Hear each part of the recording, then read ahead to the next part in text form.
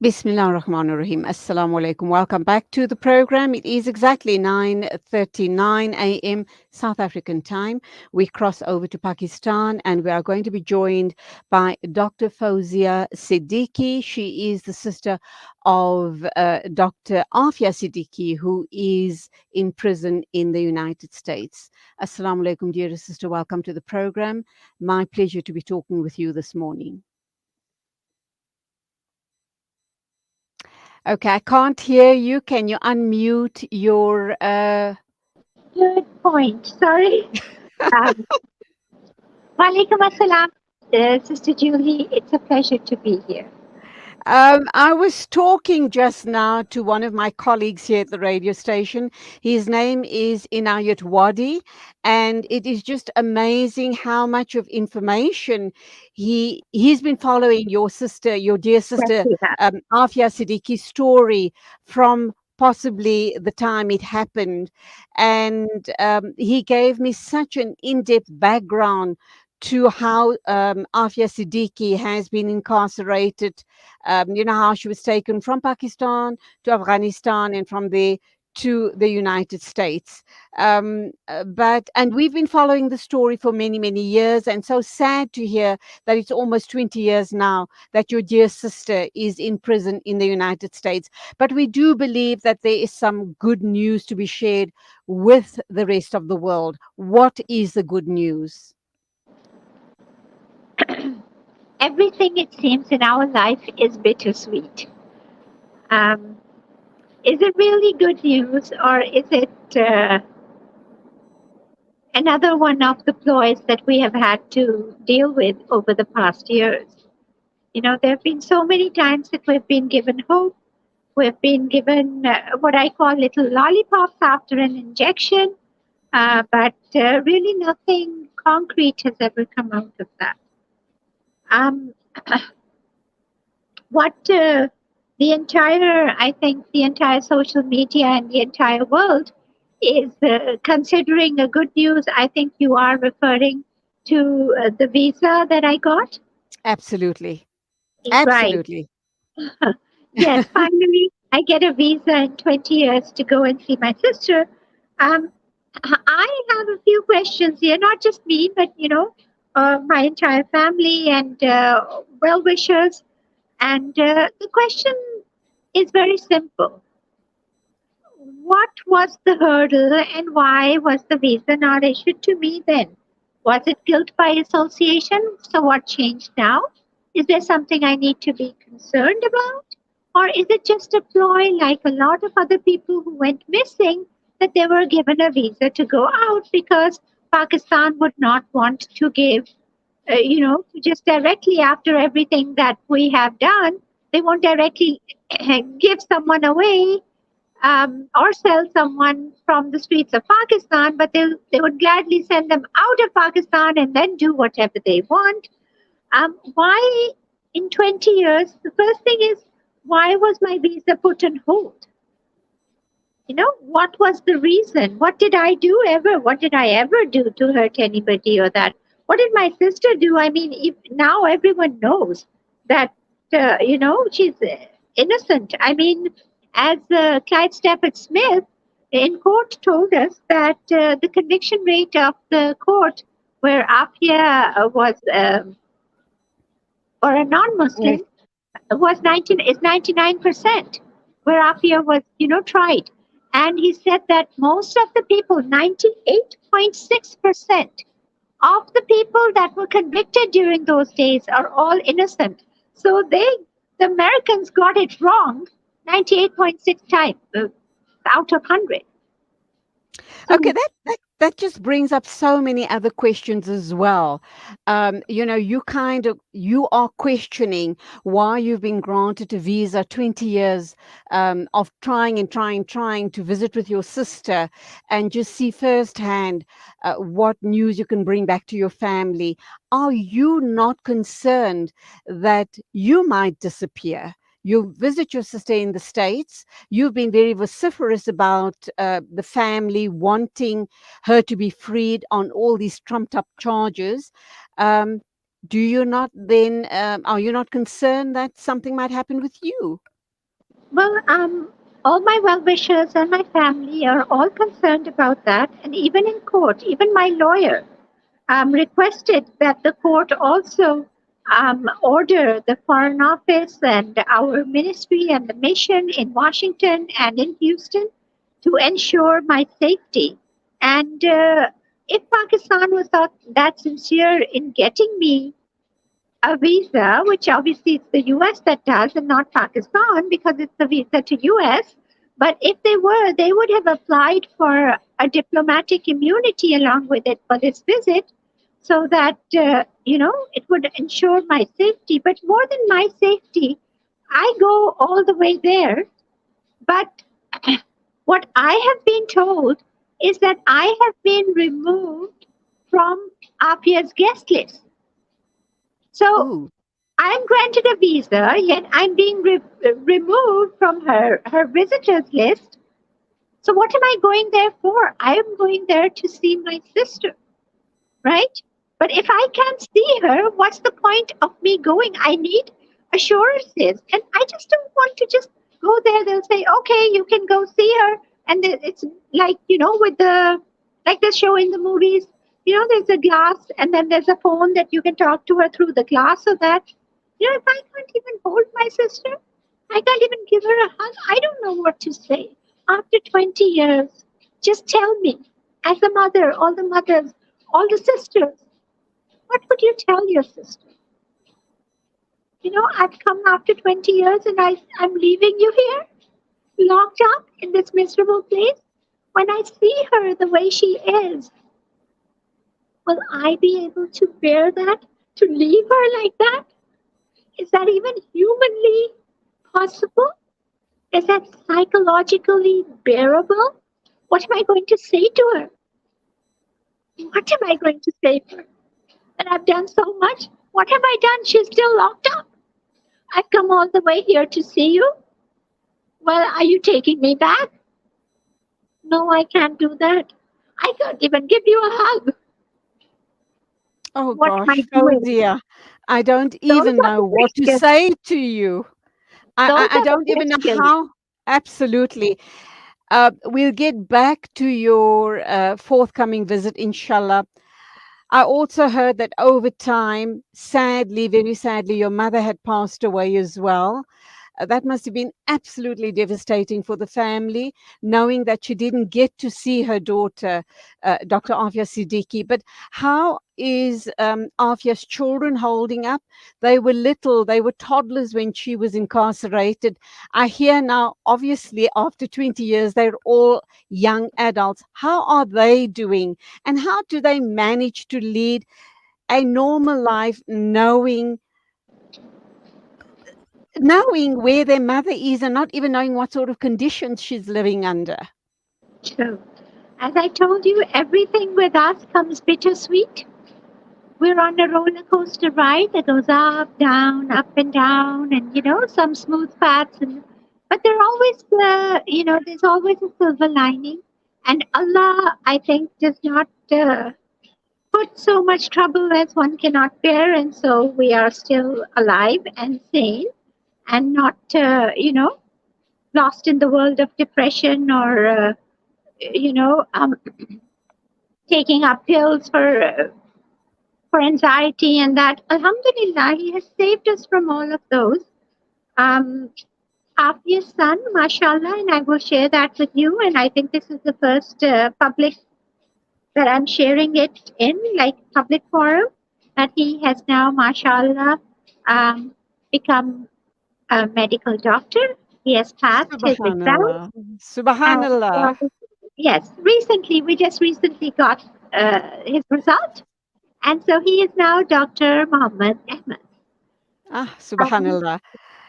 so How do you and the family, especially her children, kind of make meaning of all of this that has gone down in your lives? And I'm sure there's not a day that passes by without, uh, in every salah that you make, and when you make dua, that she is uppermost, on your mind. how do you guys make sense of all of this? um, get the strength. And we know that Allah subhanahu wa ta'ala is Ghafur Rahim, and He is the merciful, and He gives us, the strength to carry on. But there must be, there must be times when you do kind of question, but why? And you just can't get those answers. And how do you then move on? Well, the why is the million-dollar question. And yes, so my mother was here, and I think she gave us the strength to continue even now. But she was the strength. She was the answer to all our questions. She was the pillar of faith, steadfastness, and hope. And her faith and her trust in the Quran and in Allah was so great. She bore no malice, not even to Musharraf.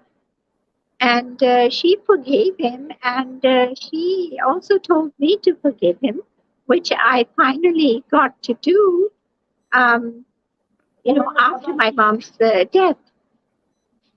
And, it's not easy. And finally, after my mom's passing, we learned that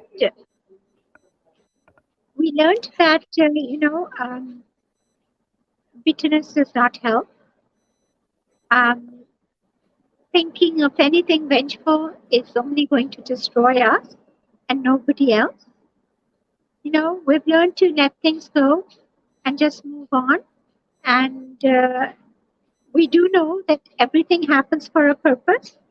And it has now become pretty clear that Aafia's purpose is the litmus test for the Ummah. And, will the Ummah stand up, or will the Ummah wait for a Genghis Khan to destroy them and let one of those convert and continue on? As Allah has said that, His word will continue on. If we can't take care of it, someone else will. And we feel Fawzia, that, yes, sorry, continue. we just feel that that is probably her purpose. But the thing is that, it's the faith. We know that it's Allah is going to, whatever it is, Allah has done it. It wasn't in our hands. I did not, send her. She didn't do anything to deserve what she was. I mean, the children know that, but they also know that 10 years ago, they too were missing. 15 years ago, they too were locked up. And today, they're leading a normal life. They've gone to college, they've gone to university, they went to school, you know, they can drive, they can go out, they can have a burger if they want, they can have a pizza if they want. So, you know, times don't remain the same. One day, just like that, inshallah, Aafia too will be back. If Allah will, Amin. inshallah, that will. Amin. Amin. Thumma So that Amin. is what And keeps us going. And the third thing, what keeps me going and what keeps me saying is where I get my inspiration from is our holy prophet Muhammad sallallahu alaihi wasallam and all the other prophets and messengers and the Sahaba. When they, the people called our prophet Na'uzubillah, a poet, a shair, a kahin, and they threw garbage at him, they threw stones at him, but he just went on. He never bore any malice to them. He even wished them well. He even, when the woman who would throw garbage on her, she got sick, he went and helped her. Sallallahu Alaihi Wasallam. And so who am I to complain? I mean, if I am in the right, I'm going to keep raising it and, not get discouraged. I'm going to keep saying that because I know that I'm in the right. I know. Fawzia, undoubtedly 20 years later, your sister is still in a prison in America. Alhamdulillah, we do know you have a brother that resides in America as well. And I'm hoping and praying, inshallah, that at least they'd allowed him to visit Afia, so she at least had some contact with the family. That's, the first question. Then Also, 20 years later, undoubtedly, the family is aware of who was complicit in getting Aafia locked up, spreading lies and falsehoods about her, and putting you as a family, your entire family, under such extreme hardship. Inshallah, when Afia eventually is reunited with the family, or even in all of this time, have you as a family tried to call these people to account, to answer for why they carried out this very heinous um, act upon you, as a collective family, and for Afia to be carrying this burden? Well, as for Afia, I can tell you that even after the trial, she said, "You're misguided, but I forgive you and I pray that you be guided." Wow. So Afia has forgiven everyone. And as I told you, my mom bore no malice, and she said, "So we're not interested in revenge. We're not interested even in them coming to accountability, because these years have taught us that there is a much, much, much greater day of judgment. And there is a greater court out there that, because, I mean, just tell me, where is the any kind of justice? What kind of justice can I get for? Can I reverse time and give these children, Afia's children, their childhood back with their mother? Can I give Afia her motherhood back? Can I give Afia her baby back? Can any of these people, punishing them, doing whatever, getting them accountable, will that bring back that time? As you as a family, uh, and I commend you guys for being so big hearted and forgiving.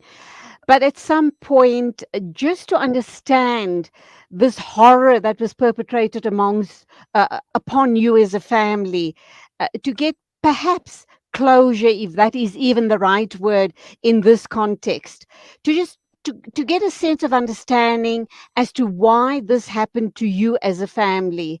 I'm sure 20 years later, you managed to get some answers. What are those answers? What does it look like? Why? Why? Why?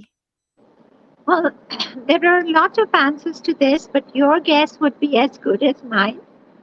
I still don't have the definite, but yes, there's a lot of clarity.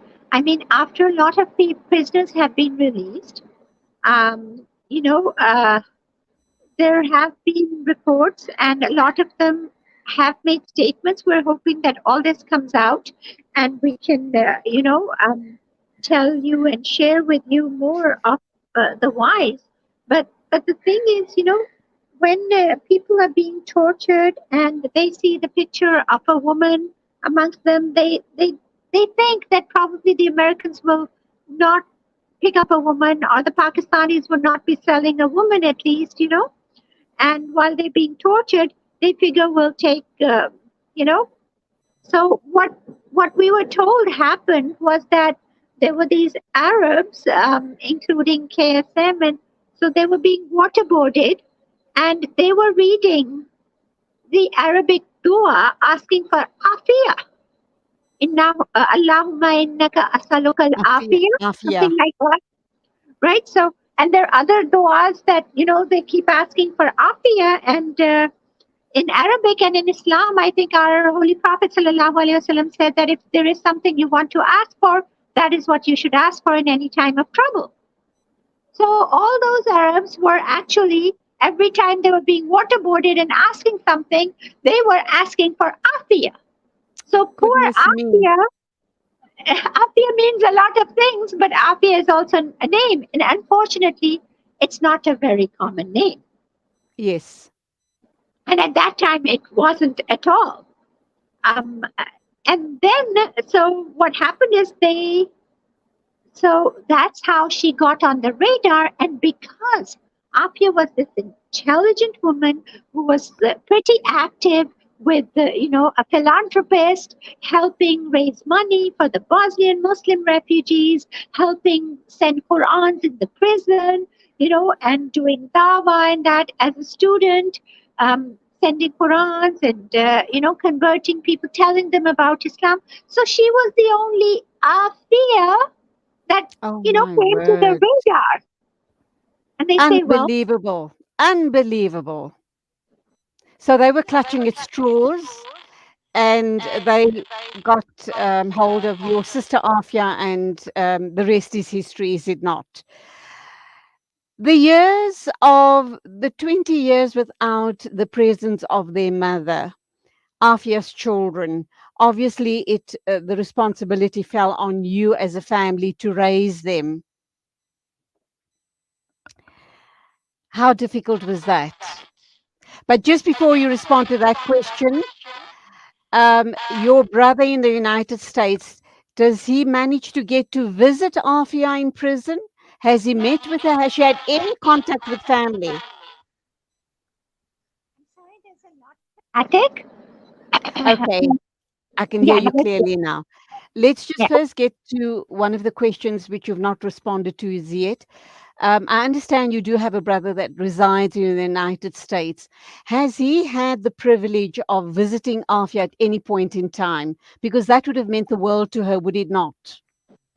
I think since 2014, he hasn't been able to go in to see her. He has tried every Eid, every holiday. He has tried, but unfortunately has not been able to see her since like 7, 8 years now. 7 years, I think. What is the American authorities' reasoning for not allowing her visitors? I mean, she's not a terrorist. She hasn't been found guilty of any such abhorrent misdemeanors that they have just totally cut her off from the rest of the world and punishing the family in the process as well. I have no doubt in my mind that the family has tried everything possible in trying to get her released and trying to get uh, visitation rights. The least is visitation rights. Um, what is the American authorities' response been, and what has the Pakistani government? Have they ever tried to assist the family in getting her released? In 20 years, the only response so far that we have received is that they have finally um, arranged for my visa. Um, That's that's so I can visit. But again, my question comes to the same thing that if my brother being there is unable to visit her, my going from here, how is that going to be possible? okay. So as we speak, Fawzia, if you don't get the reassurance that you are allowed to visit Afia, you're not going to bother going to the States. You It's know, pointless. it. I mean, if you look at it like that, yes. But then look and then feel it from the heart of a sister who hasn't seen her sister for 20 years. I'll Absolutely. I'll just go sit outside the prison for Oh, the week I'm there and come goodness back, I me. guess. But I think, I mean, now that I have the opportunity, I would still, I mean, it's like, okay, there's this whole cost and there's this going and, not seeing and how is that going to feel? What's the point? Should I just not go and not put myself through that? And then it's like, what if the rare chance, the 0.0001% chance that they might just, if I'm just sitting there for a couple of days, just camp out there or something, they say, okay, you can go see her. Maybe it will be worth it. Maybe. And then if I see her in such a horrible state and I just can't grab hold of my own emotions, would that hurt my sister? Would my going be of any benefit, or am I just going to cause more damage to my already damaged sister? It's a whole, it's a Very whole, conflicting to you. yes, it's a Very, very, very you're being torn apart in different directions. exactly. Should I, shouldn't I? Finally, as we wrap up now, Fawzia, I'm trying to wrap my head around this crazy situation. She's got 3 children. Do you think that over time there would have been, or there is still a possibility that on humanitarian grounds, at the very least, allow her children to visit her? Um, it's like if my visit does happen and things do move forward, um, and the safety and security and everything goes okay, we will go the same route. We just hope that it won't take another 20 years for her children as well. Inshallah, inshallah. From your lips to But Allah's way ears, before, we hope that way before that Aafia is released and home. So inshallah, we Ameen. can go through this process. I can't even begin to imagine what you as a family have gone through. We're going to wrap up now. I just want you to know that we here in South Africa for the past 20 years have been keeping Afia's story alive. I also understand, I spoke with Brother Inayat Wadi a short while ago, and he did say to me that you visited us here in South Africa and you shared your story with us here in South Africa. So just know that that story is still alive in the minds of South African Muslims, and we continue keeping it alive. What do you want to share with us before we wrap up the show this morning? I would just ask, for special dua, Ameen. guide me to do the right thing and your advice. I mean, I would love it if at Fowzia Siddiqui or at Aafia Movement, people would leave, their comments on this and what their advice is, what their gut feeling tells. You know, is Right, my safety absolutely. threatened? Is it a trap? Is it, a chance for me to actually see my sister? Um, you know, what would people suggest? What would another sister in my place do? So it would help me make a decision. I would go. I would follow my heart and go. Risking anything and everything, I would follow my heart and go. Our du'as are with you, the rest of the family, very especially Afia. May Allah subhanahu wa ta'ala, make it possible for her to be released and be reunited with all of you, inshallah. And we will be keeping contact with you to hear how it goes. You keep well. We And keep you all in our du'as. I would like to keep you all along with me if I plan to go. Ameen. I will share my itinerary, and I would like you all to follow me live through the journey. Inshallah, we will do so. You will all be there witnessing it. Absolutely. We'll be there in spirit. Absolutely in spirit. Love, salams, and du'as to all of the family. And inshallah, when you do go to visit Afia, you're going to have the opportunity to see her. Give it a hug from all of us here at Salam Media and all of us in South Africa, inshallah. Thank you. Thank you so much. Go well. Assalamu alaikum to you. What a pleasure talking with you this morning. That was Dr. Fowzia Siddiqui, the sister of the incarcerated Dr. Aafia Siddiqui. Um, Oh, wow. Sister Mariam Mia has sent a beautiful message. Fauzi, I don't know if you can see it on screen. It's a scarf with the logo Free Afia. Remembering the Women's Forum had these scarves made almost 10 years ago. Alhamdulillah, Appa Mariam Mia, who is a senior presenter here at Salam Media as well, said that you were at her home in South Africa, in Johannesburg. I'm sure you remember that, don't Yes, you? yes, I do. I do. I remember. Okay. I remember Brother Ibrahim Ganga. May Yes. Allah grant him the Amen. highest Jannah. And I think Amen. him often, and I miss him often. His voice throughout. He used to be at CII. That's Uh, right. That's right. and Brother Inayat always. Of I course. used to call him Wadi Bhai. Yes, that's right. Mashallah for that sharp memory. You and your family in Afia are deep in our hearts, and we can't wait to meet you guys sometime soon, inshallah. That's our Inshallah. dua. You come to South Africa with Afia, inshallah. Inshallah. Inshallah. Ameen. Keep Amin. us in your duas. Assalamu alaikum and Khudafiz. Hafiz. And to you, Sister Miriam Mia, thank you for those memories. Thank you so very much for contributing to the show. Time for us to wrap up. A big thank you to our production team. That's you, Nasreen Naidu, and of course, my controller, and that's you, Abdul Salam.